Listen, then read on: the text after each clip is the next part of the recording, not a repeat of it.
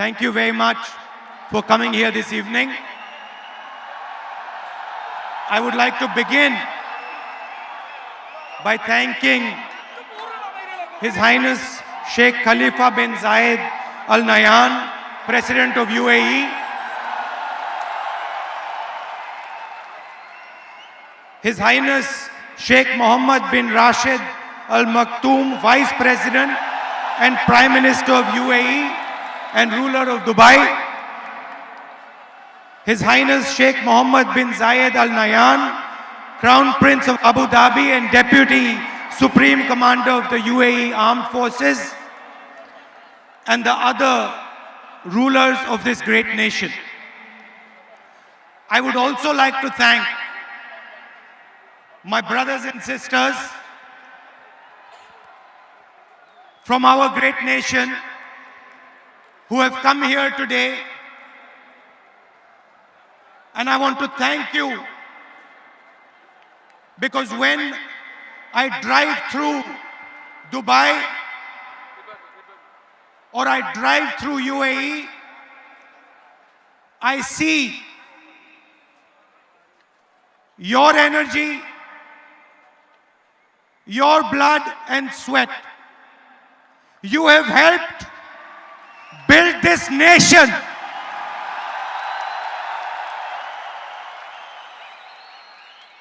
You have helped build this nation. And every single time I come here, I want to tell you, from the bottom of my heart, every single time I come here, I feel so proud of all of you. I feel so happy to see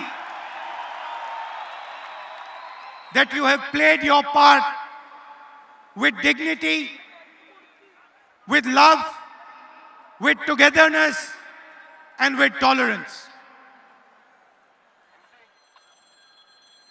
Before coming to this meeting, I met His Highness.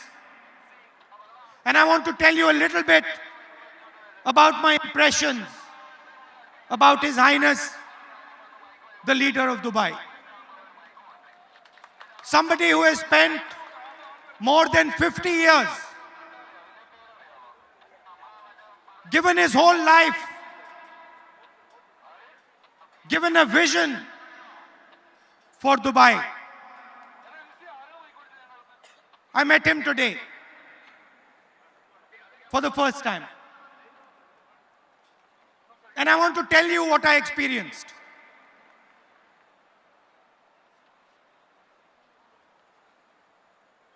The number one emotion I experienced in His Highness was humility.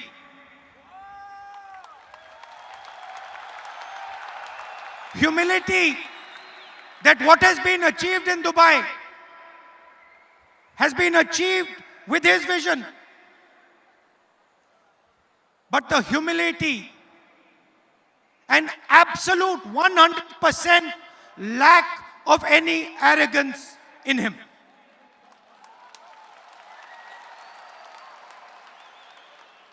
Great nations are built with that type of humility.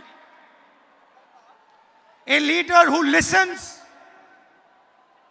a leader who appreciates not only the people from this country, but the millions of people who come from other countries to help build this country. And this country has been built by many voices. It's a coincidence. Maybe it was meant to be, but this year in the UAE is the year of tolerance.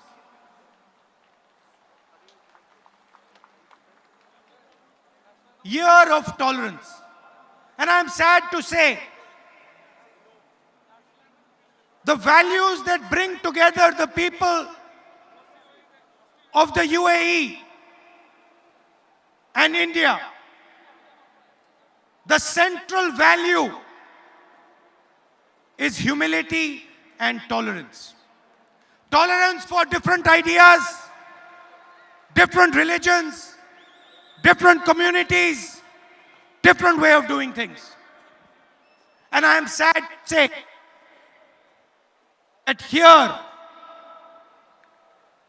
it is the year of tolerance. And back home, it is 4.5 years of intolerance.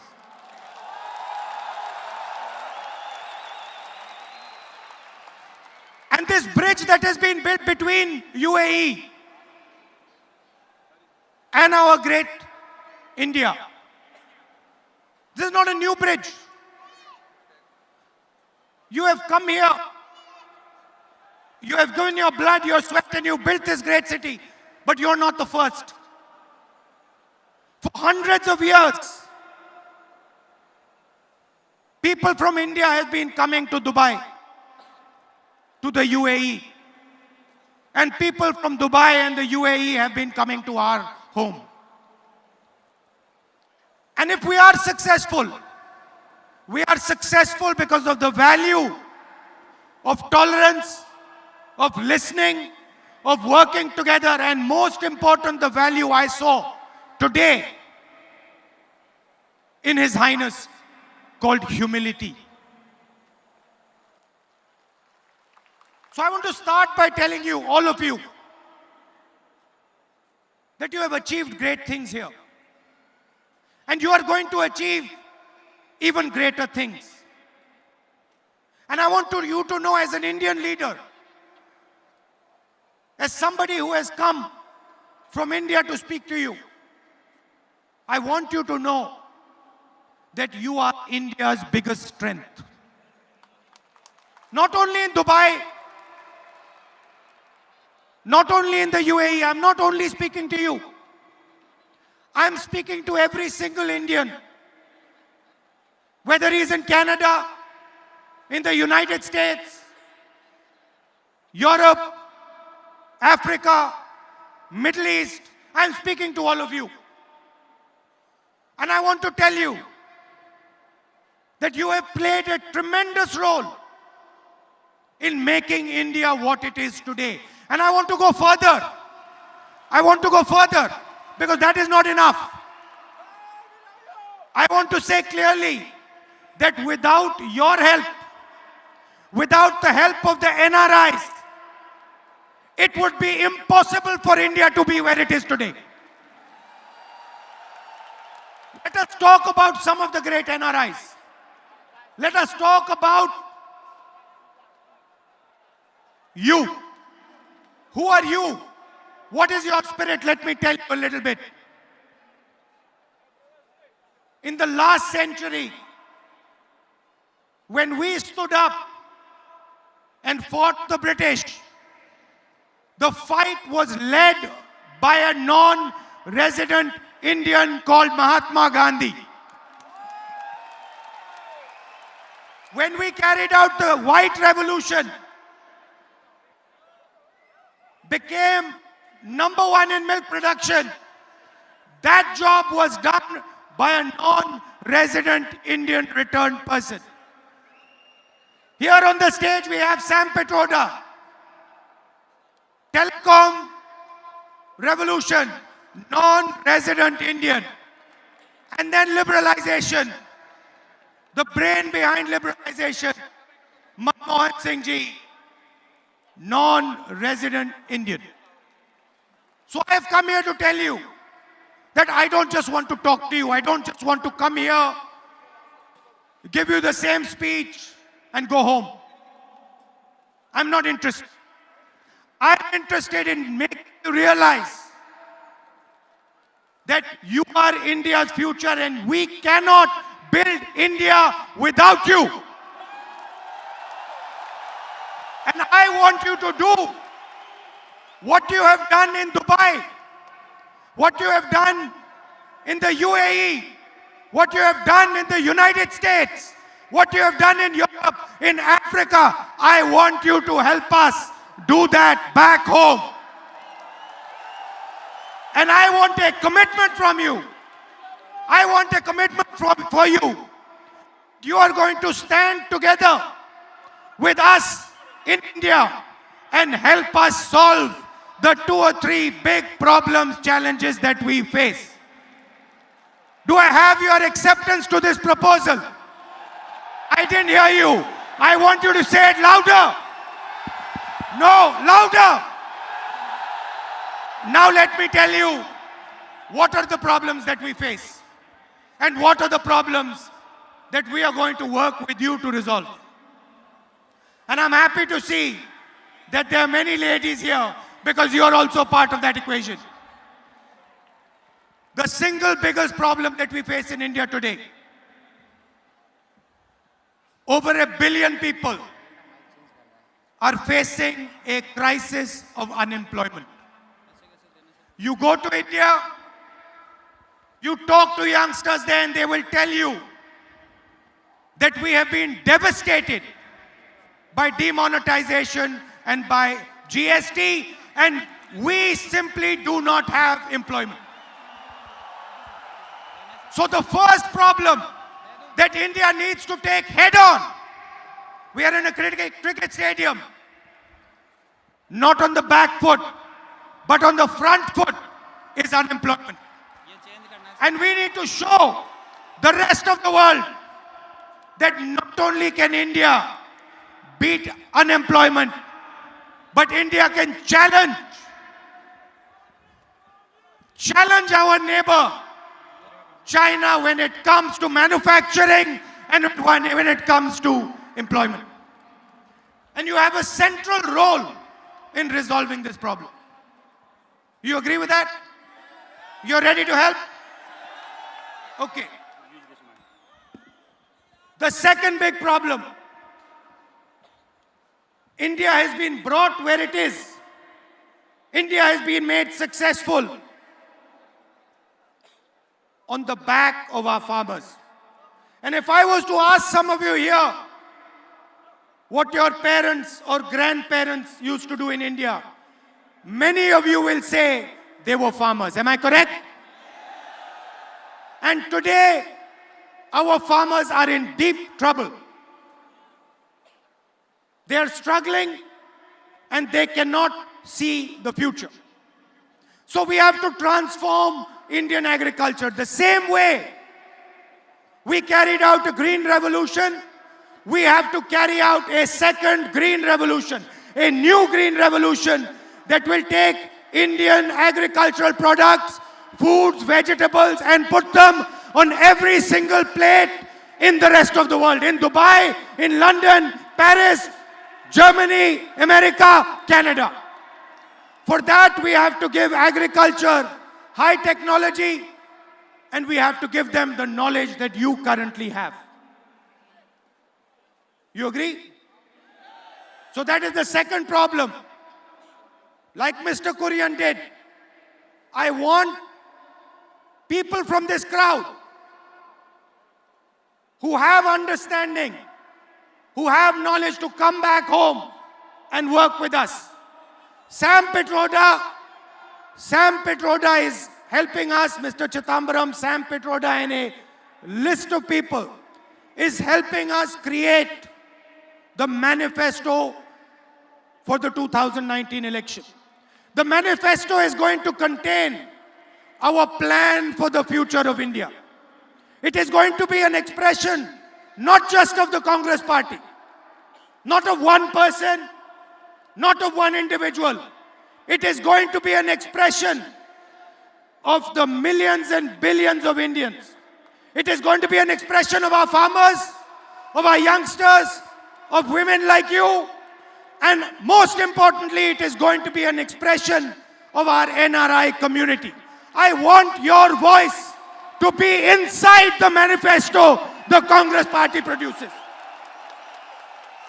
I have told Sam Pitroda that he is going to have detailed conversations with our NRI community in Dubai, in Abu Dhabi, in the UAE, in the Gulf, in America, Canada, rest of the world.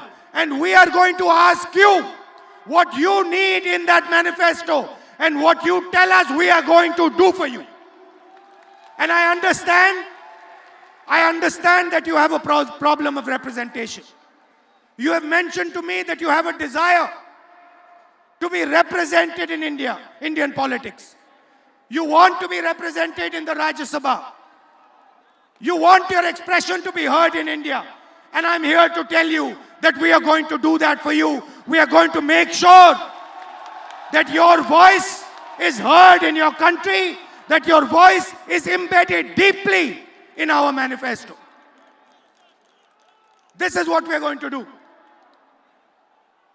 The last 5 years, not as a Congress person, but as an Indian, they have been sad years for me. And I want to tell you why they have been sad. Today, I was told by His Highness that it is the year of tolerance. What is tolerance? Tolerance is listening to people. Tolerance is embracing people. Tolerance is embracing ideas that are different than yours. People of different religions, people of different communities, that is tolerance. I want to ask you, can you have tolerance without humility? Is tolerance possible without humility? Is tolerance possible with arrogance? Can you run a country like India believing that only one idea is correct and all other ideas are wrong? Never. It simply cannot be done. And what makes me sad is that today in India, my beloved country is being divided.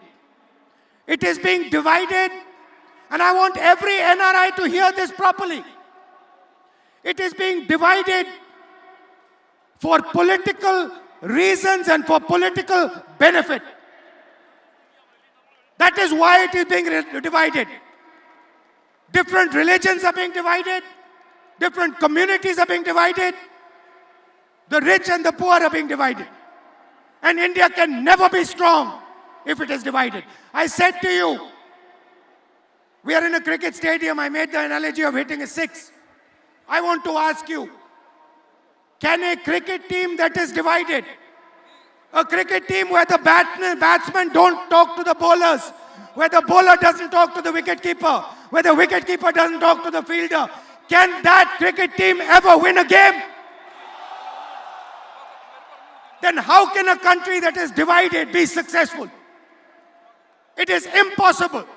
So the first task that we have to do, the absolute first task that we have to do, and every single Indian is responsible for this, whether he lives in India or he lives in Dubai, UAE, America, anywhere, every single Indian is responsible.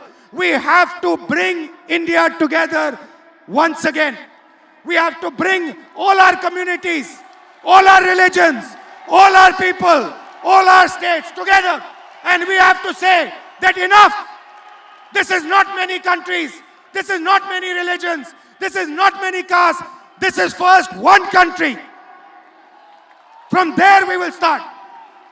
And that is where we are fundamentally different. We simply do not believe that India can be successful if it is divided. And I want all of you to commit, regardless of which religion you're from. You have people here from Kerala, from Punjab, from Haryana, Karnataka, Maharashtra. Every single state, there are people here. There are people here from every single religion, every single community. There are men, women. India can never be strong if it is divided. Please understand that. It is impossible for our great country to be strong if it is divided. There is a lot of work to be done. You have shown what is possible.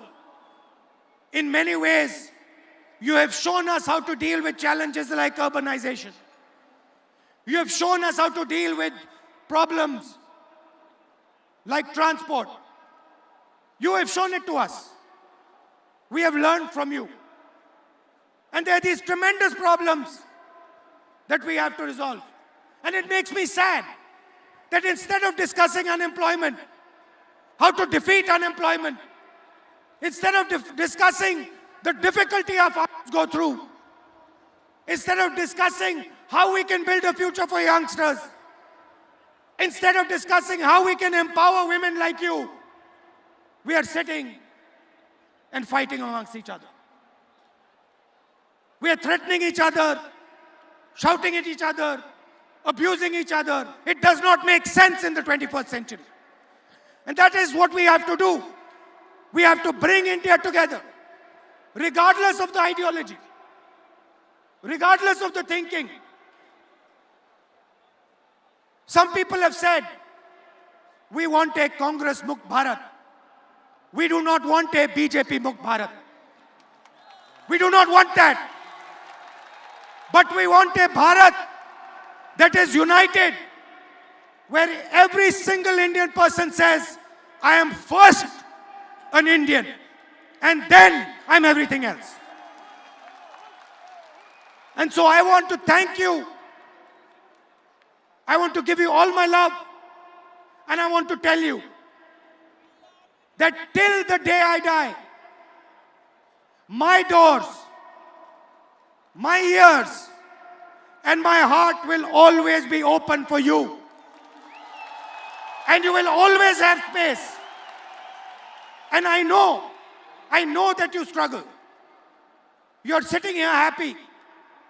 But each one of you, there's not a single person in this room who has not struggled and made himself successful. I don't think there is a single person in this room who has not struggled, who has not given his blood, his sweat, his tears.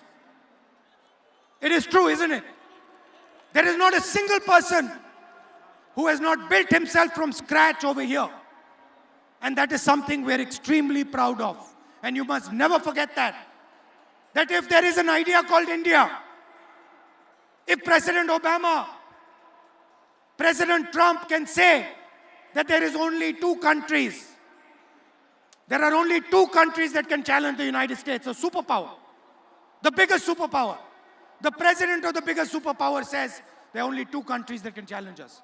Which two countries? China and India. And what is India if it is not you? India is not simply a geographical idea. India is not simply an idea that is bounded by India's geography. You come to Dubai, the idea of India is carried with you in your heart. You carry it in your heart. No one can take it out. No one can remove it from your heart. And that is what is common between all of us, every single one of us. So I want you to understand deeply that India's future is directly linked to your future. If you realize that if you are unhappy, if you are feeling troubled, India is unhappy. India is feeling troubled. If you are happy, if you are successful, India is happy, India is successful. Realize that you are part of a great idea, an idea that includes tolerance, that includes brotherhood, that accepts multiple different religions, multiple different states. You are part of that great idea, and you have a lot to show the rest of the world. In an environment of violence, of anger, and you see it everywhere. You see it in the United States, you see it in Europe, you see it in the Middle East. In an environment of anger, India has the answer. India has the blueprint to provide an answer not just to India, but to the entire planet.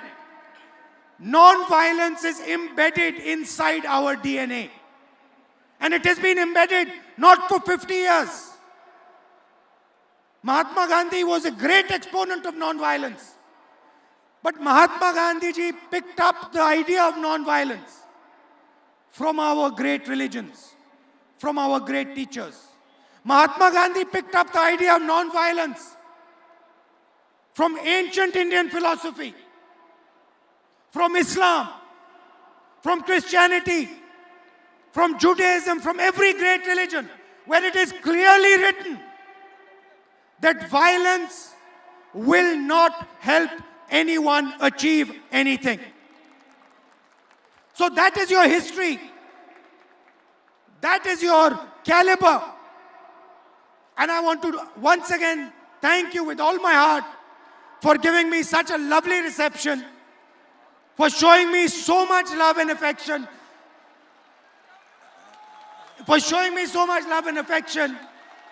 in Dubai, so many miles from home. You have made me feel as if I am sitting back at home in India. So thank you for that.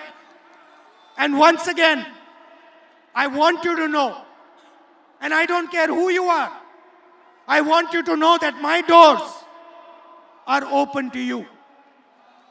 I don't care how old you are, how young you are, where you come from, man, woman, my doors are open for you.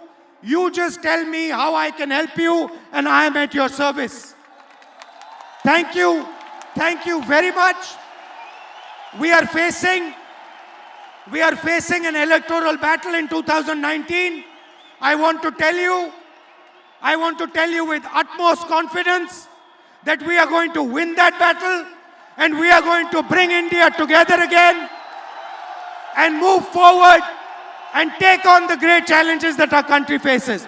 Thank you very much. Have a good evening. Good night. One thing, my lady from Andhra Pradesh has just reminded me of Andhra Pradesh, and I want to just tell my brothers and sisters, who are here from Andhra Pradesh, I have made a clear commitment, and the Congress party has made a clear commitment. The moment we win the election, special status to Andhra Pradesh will be done. Thank you very much.